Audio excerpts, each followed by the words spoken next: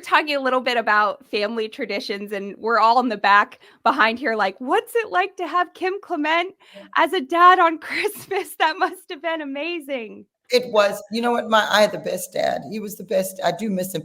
This time of year gets difficult for our family because it was such a big deal with Christmas. And part of the reason for that is because my dad, we're from South Africa.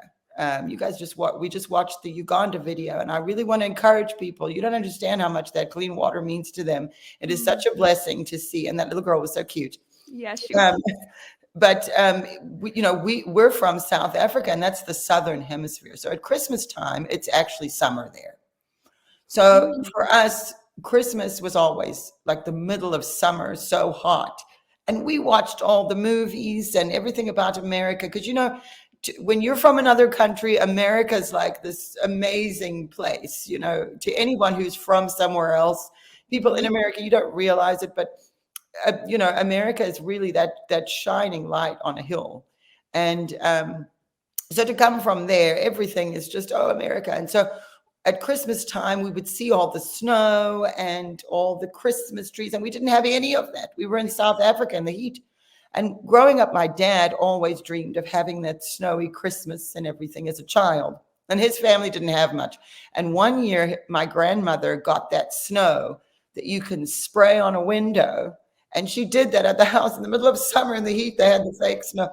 And so it meant so much. That was a fond memory for him as a child, too. And so at Christmas time, it was such a big deal to him. And then when he became a Christian, even more so. And so Christmas time, my parents, they always made a big deal. Lots of decorating, lots of festivities, always family around. And we have a big family, too. I'm the oldest of 10.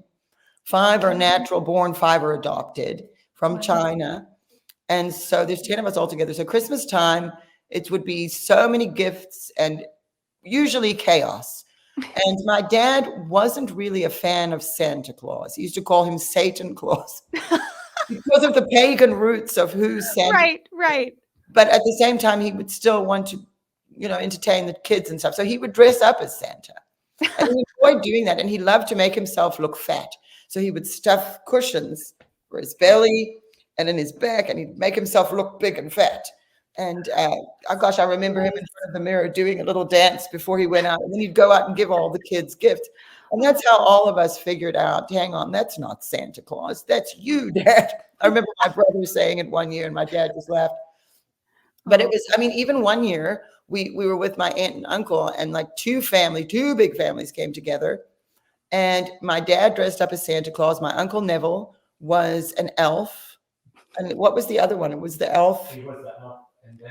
And they, I don't know why they did an elf, but I guess that whatever costumes they could get, they just wanted to, all of us kids were little, and they knew the children were little, and they really wanted to just encourage that excitement of Christmas time. But they never forgot to tell us, listen, this is not about presents.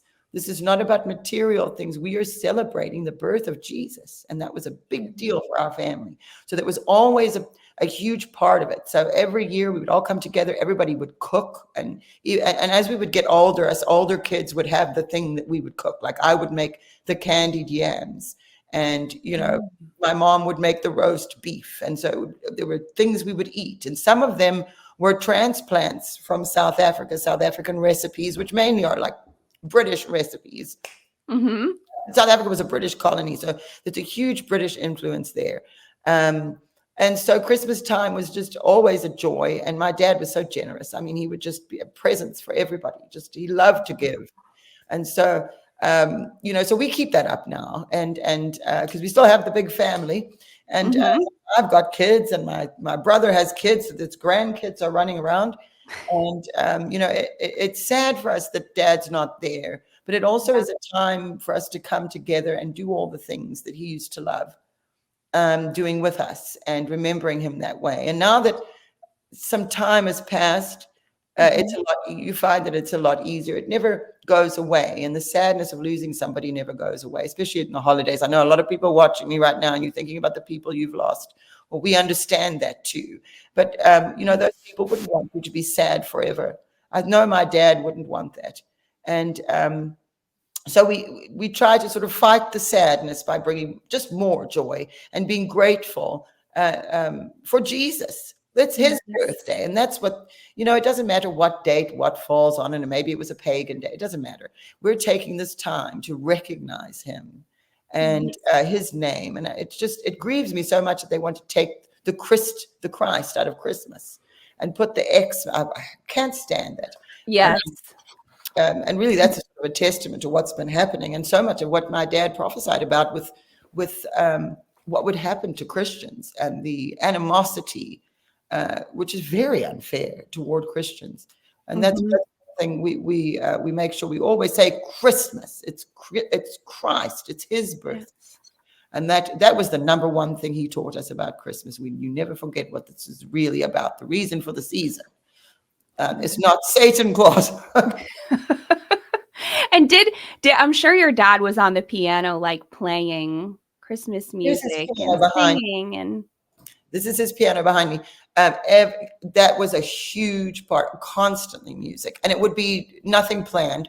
Just he'd walk over to the piano, and you just hear him, and we were so used to it because he did that every day. At some point in the day, he'd sit down there and play something, but definitely the Christmas carols because he could play anything. And so he would, we would be able to put in requests, Dad, play this, play that. Or he would have children, whatever kids were around, at the piano with him, and he'd be teaching them how to play the little songs. This is how you do Jingle Bells. And everybody would be singing, whoever could sing or even couldn't. I can't sing, I'm terrible. But we all sang anyway.